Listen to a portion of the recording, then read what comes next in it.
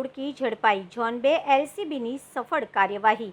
હાલમાં વડોદરાની શહેર પોલીસ ઝોન 2 એલસીબી સ્ક્વોડ દ્વારા એક મહત્વપૂર્ણ અને ચોંકાવનારી કાર્યવાહી કરવામાં આવી રહી છે, જેમાં વહેલ માછલીની ઉલટી, જેને એબેર ગ્રીસ તરીકે ઓળખવામાં આવે છે, તેનું કાયદેસર વિરુદ્ધ વેચાણ કરતા તસ્કરોની ટોળકી ઝડપી પાડવામાં આવી છે. ટોળકી બિલ કેનાલ પાસે ધ માર્ક કોમ્પ્લેક્સના ગ્રાઉન્ડ પાસેથી પકડાઈ.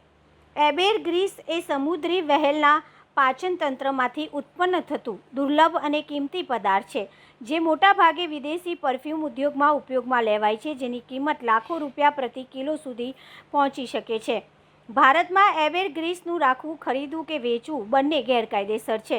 વડોદરા શહેરના અટલાદરા વિસ્તારમાંથી મળેલી ગુપ્ત માહિતીના આધારે ઝોન 2 એલસીબીની ટીમે એક ઓપરેશન હાથ ધર્યું. બાતમીના આધારે દરોડાની કાર્યવાહી દરમિયાન પથ્થર જેવા દેખાતા પદાર્થ સાથે 6 શંકાસ્પદ શખ્સો ઝડપાયા. આ પદાર્થ શંકાસ્પદ એબેર ગ્રીસ છે, જે લગભગ 5 કિલોથી પણ વધારે છે.